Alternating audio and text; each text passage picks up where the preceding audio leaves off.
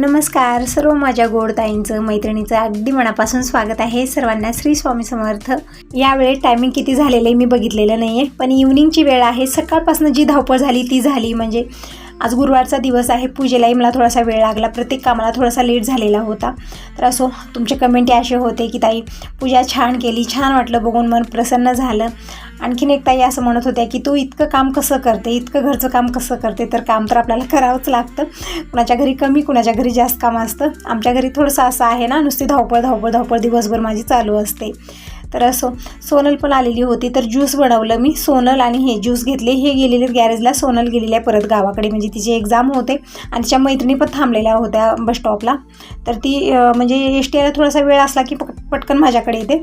एक अर्धा तास थांबली, ज्यूस वगैरे घेतलं, थोडा वेळ बोलत बसली। आणि माझी नुसती धावपळ, बसून बोलणं तर होईच ना, काम करत करत धावपळ करत करत माझी कामं, तिला बोलणं चालू होतं। म्हणजे डाळ वगैरे मला बनवायची होती तुरीची, ते पण दीपकच बनवत होता। नंतर आता रात्रीची वेळ झालेली आहे, म्हणजे इव्हनिंगची वेळ आहे, तर आतापासूनच आम्ही सुरुवात केलेली आहे स्वयंपाकाला।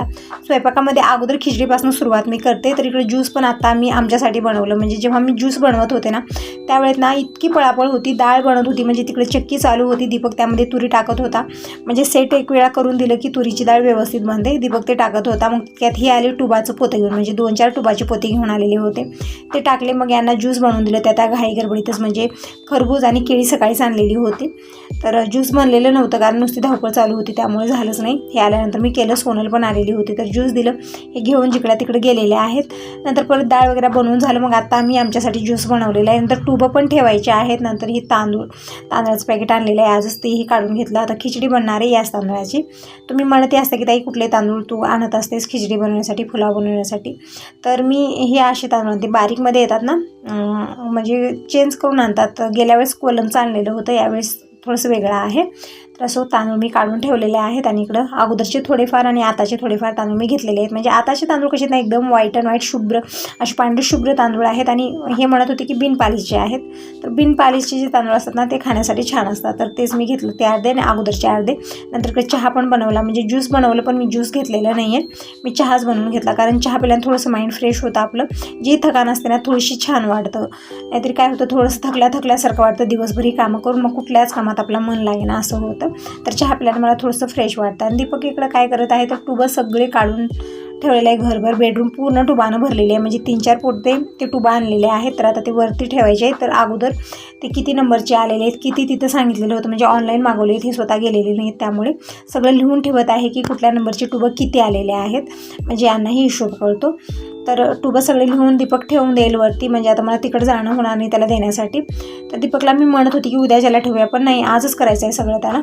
सकाळपासून त्याची खूप धावपळ होत आहे। डाळ बनवला, नंतर हे ते गॅरेजला गेला, म्हणजे गॅरेजला जे कामाचा मुलगा आहे तो येत नाही, त्यामुळे दीपक जात असतो, जसं कॉलेजून आला थोडा वेळ बसतो घरी आणि मग तिकडे जातो। आल्यानंतर जी घरची कामं असतात माझी मदत करतो, घरची जी कामं असतात पेंडिंग ते आवरतो, खूप सारं काम आवरत असतो। तेच म्हणलं उद्याच्याला करूया, पण नाही, आताच ठेवायचं आहे ते टुबं। तर सगळे काढून घरभर टाकला, मोजला, नंबर लिहून घेतला, सगळं तयार केलं, एक लिस्ट, म्हणजे त्याच्या पप्पाला तसंच तो व्हॉट्सअपला टाकून देईल। आणि सगळे टुपं वरती ठेवायचे आहेत नंबरच्या हिशोबानं, म्हणजे घेते वेळेस ते व्यवस्थित भेटावे।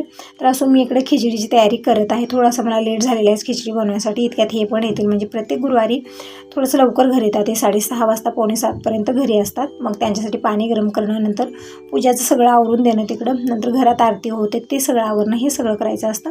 पण अगोदर मी खिचडी बनवत ठेवते, म्हणजे पुलाव बनवून घेते प्रसादात देण्यासाठी। तिकडे सगळ्या भाज्या मी कट करून घेतलेल्या आहेत, कांदा आहे, बिनीस आहे। तुम्ही विचारत होता ना बिनीस कसं असतं, तर हेच बिनीस आहे बघा। पुलावमध्ये टाकून बनवलं तर पुलाव खूप छान लागतो, किंवा याची भाजी पण बनते। तर बिनीस मी कट करून घेत आहे थोडंसं जास्त प्रमाणात। नंतर इकडं कांदा, बटाटा, टमॅटो, हिरवी मिरची सगळं बारीक कट करून घेतलेले आहे। नंतर आलं लसूण घेतलेलं आहे, टमॅटो घेतलेले आहेत बारीक कट करून। नंतर वटाणे पण मी कालच भिजत ठेवलेले होते, ते पण मी घेतलेले आहे। नंतर इकडे अद्रक लसूण पेस्ट बनवून घेऊ, आणि तोपर्यंत कुकरमध्ये मी 2 चमचे तेल घेतलं, मोहरी टाकलेली आहे। जोपर्यंत मोहरी व्यवस्थित चटकत आहे तोपर्यंत इकडे मी लसूण अद्रकची पेस्ट बनवून घेतली। थोडंसं संग कामं होत आहेत, कारण धावपळ ज्या दिवशी असते ना, त्या दिवशी म्हणजे कमी वेळात आपल्याला खूप काही बनवायचं असतं। नंतर रात्रीचा स्वयंपाक पण मला करायचा आहे, आणखीन केलेला नाही आहे। तर गुरुवारचा रुटीन असाच असतो, नुसता धावपळीचा दिवस सकाळपासून संध्याकाळपर्यंत। असं इकडं मोहरी छान चटकलेली आहे. आता टाकलेली मी अर्धा चमचा जिरं आणि खडे मसाले टाकूया. खडे मसाल्यामध्ये हे जे मसाला डबा आहे ना, यामध्ये मी काढेल खडे मसाले, म्हणजे घाईगडबडीत आपल्याला पटकन भेटून जातं. तर हे जे तेजपत्ता आहे ना, ते संपलेला होता यामधलं. तर नवीन पॅकेटमधले 2 मी तेजपत्ते टाकलेले आहेत, 1 दालचिनीचा तुकडा, 3-4 लवंगा टाकलेल्या आहेत. नंतर लाल सुक्या मिरच्या मी 4-5 टाकलेल्या आहेत. व्यवस्थित परतून घेऊया. आता टाकूया अद्रक लसणाची पेस्ट. तर इकडं मी 10-12 पाकळ्या लसूण आणि 1 तुकडा अद्रक बारीक पेस्ट बनवून टाकलेली आहे, परतून घेतलेला आहे. आणि इकडं ही जी भाजी आहेत ना, तर एक करून आपल्याला टाकायचं आहे. तर अगोदर मी कांदा टाकलेला आहे, संग हिरवी मिरची टाकायची आहे यामध्ये, म्हणजे दोन्ही व्यवस्थित हे भाजले जातील. मग जी बाकीच्या भाज्या आहेत, म्हणजे गाजरही घेतलेलं आहे मी, ते सगळे एकत्रच टाकणार आहे. नंतर इकडे बिनीस मी कट करत आहे संग. तर इकडे बघू शकता अशा प्रकारे थोडंसं मोठंच मी बिनीस कट केलेलं आहे, एकदम बारीक अशी कट केलेले नाही आहे. तर सगळे बिनीस कट करून झालेले आहेत आणि टाकण्याची पद्धत एकत्रच मी टाकत होते आणि ते खाली सांडत होते. नंतर मी हाताने थोडंफार टाकलं. जे हे काम असतं ना, निवांतपणे केलं तर व्यवस्थित होतं. घाई गडबडीत कुठलीही कामं आपली व्यवस्थित होत नाहीत. तरी पण आपल्याला ज्यावेळेत घाई गडबड असेल त्यावेळेत काही सुचत नाही, फक्त करायचं एकच, ते सांडा लवंडा करत का होईना करायचं एकच कळतं. तर असं इकडे बिनीस झालेले आहेत कट करून. नंतर कोथिंबीर पण बारीक कट करून घेतलेली आहे. कसं असतं ना, पुलाव बनवायचा असला ना, तयारी खूप असते त्याची. सगळ्या भाज्या आहेत ना, व्यवस्थित कट करून घेण्यामध्येच आपल्याला लेट होतो. नंतर तांदूळ पण मी इकडे स्वच्छ धुवून भिजत ठेवलेले, 15-20 मिनिट भिजत राहतील ते. तर इकडं मी फोडणीमध्ये बिनीस, गाजर, बटाटा सगळंच टाकलेलं आहे, परतून घेत आहे. आणि संग लायटिंग लावत आहे बाहेरची, म्हणजे बघू शकता पूर्णपणे अंधार पडलेला आहे आता. आणि तांदळाचं जी पाकिट आणलेलं ते पण बाहेरच आहे, ते पण मला तिकडच्या रूममध्ये नेऊन ठेवायचं आहे. तर अशी धावपळ चालू आहे. तर असो लाईट वगैरे लावून आलेली आहे. दिवा लावायचा आहे. दीपकला तेच म्हणत आहे की तुळशीला तितका दिवा लाव, बाहेरची लाईट ऑन कर. मी इकडे आता खिचडी बनवत आहे. तर सगळ्या भाज्या टाकल्या, परतून घेतलेला आहे. आता टाकूया कोथिंबीर. तर कोथिंबीर टाकून मी थोडा वेळ परतून घेतलं. आता टाकूया सुके मसाले. सुक्या मसाल्यामध्ये अर्धा चमचा हळदी पावडर टाकलेली आहे. नंतर 1 ते 1.5 चमचा मी इकडे धना पावडर टाकलेला आहे आणि थोडीशी सुकी लाल मिरची पावडर टाकलेली आहे. म्हणजे जी हिरवी मिरची आपण टाकलेली आहे तितकी तिखट नाही आहे, त्यामुळे थोडीशी मी लाल मिरची टाकलेली आहे. परतून घेऊया. आता टाकूया टोमॅटो. तर इथं वटाणा राहूनच गेला, तर वटाणा टाकलेला आहे. इथं मी अर्धी वाटी वटाणा आहे भिजवलेला, ते टाकून परतून घेऊ. आणि नंतर मी टोमॅटो टाकलेले आहेत, परतून घेतलं. आता टाकूया यामध्ये तांदूळ. तर तांदूळ 15-20 मिनिटं व्यवस्थित भिजलेले आहेत. आणि अशा प्रकारे भिजून जेव्हा आपण पुलाव बनवतो ना, खूप छान एकदम मऊसूत आणि मोकळा असा पुलाव बनवून तयार होतो.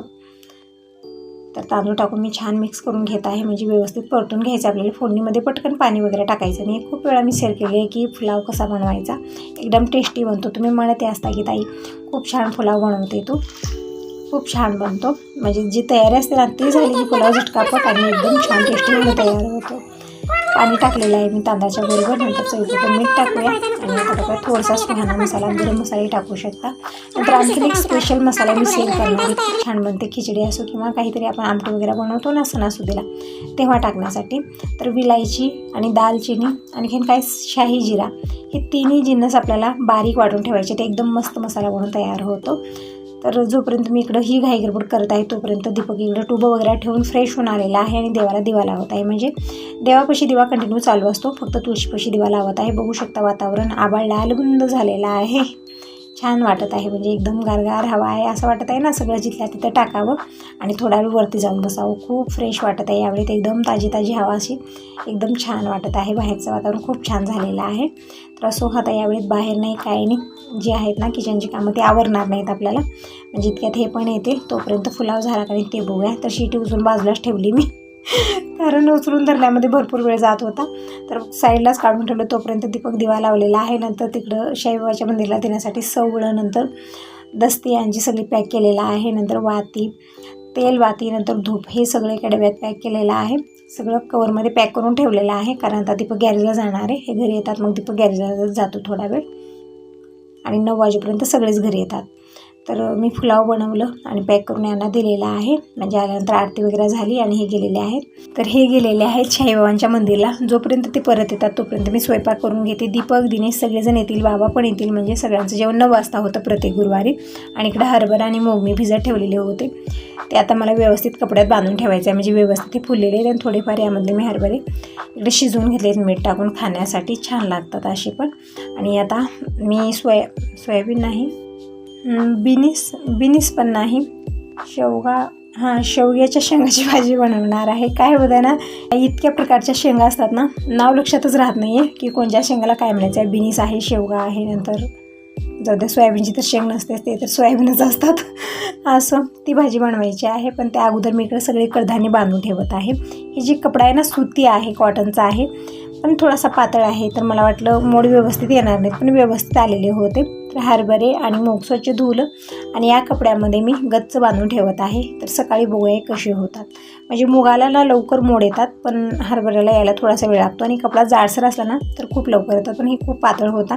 तर स्वतः मला भेटते नाही, जे आहे त्याच्यामध्येच बांधलेला आहे. तर हा दुसरा दिवस आहे. सोनल आलेले आहे. म्हणजे जी गुरुवारचा रुटीन होता ना, तो मी नंतर शेअर केला आणि खूप लेट झाला. नुसती धावपळ झाली माझी. स्वयंपाक बनवलं, जेवण खाणं केलं, सगळं झालं, भांडे क्लीन केले, खूप लेट झालेला होता.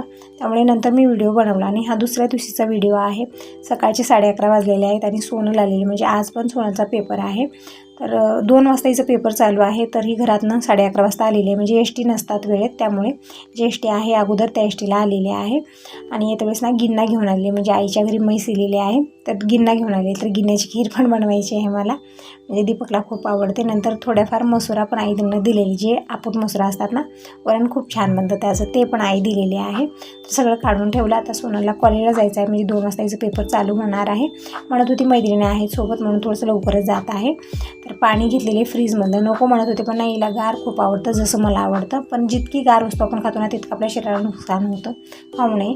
तरी पण सोनल गार पाणीच घेऊन गेले. फ्रीजमधलं थोडंफार पिले आणि जेवण वगैरे काही केली नाही. जेवण करूनच घरातनं निघालेली आहे असं म्हणत होती. तर सोनल कॉलेजला गेलेली आहे. आणि जी माझी रोजची कामं होती, भांडे कपडे सगळी कामं आवरलेली आहेत. आणि आणखीन दुपारचं आमचं जेवण झालेलं नाही आहे. तर दुपारच्या जेवणामध्ये मी शेवग्याच्या शेंगाची भाजी बनवत आहे. खूप छान बनते. तर इकडं अगोदर मी गरम मसाला काढून घेतलेला आहे. म्हणजे 2 तेजपत्ते घेतलेले आहेत, 3-4 लवंगा घेतलेल्या आहेत आणि थोड्याशा सुक्या मिरच्या घेतलेल्या आहेत. आणि इकडं कढई ठेवली गॅसवरती. तेल व्यवस्थित गरम झालेलं आहे. यामध्ये मी अर्धा चमचा मोहरी टाकलेली आहे, अर्धा चमचा जिरं टाकलेलं आहे. आणि टाकूया आता हे खडे मसाले. आणखीन आवडीप्रमाणे यामध्ये आपण काळी मिरी, इलायची हे पण टाकू शकता, छान फ्लेवर येतो. पण मी फक्त इतकंच टाकलेलं आहे. आता टाकूया यामध्ये लसूण. तर लसूण थोडाफार मोठा मोठाच वाटून घेतला मी, 10-12 पाकळ्या. लसणाचा कलर हलकासा चेंज झाला. यामध्ये कोथिंबीर टाकूया. आणि इकडे मी वाटण पण बनवलं. काय काय बनवलेलं आहे तर खोबरं, तीळ, नंतर शेंगदाणा व्यवस्थित भाजून घेतलं आणि एकदम बारीक आपल्याला मिक्सरला वाटून घ्यायचं आहे. ते वाटण मी करून ठेवलेलं आहे. तर इकडे फोडणी तयार झालेली आहे. आता टाकूया यामध्ये सुके मसाले.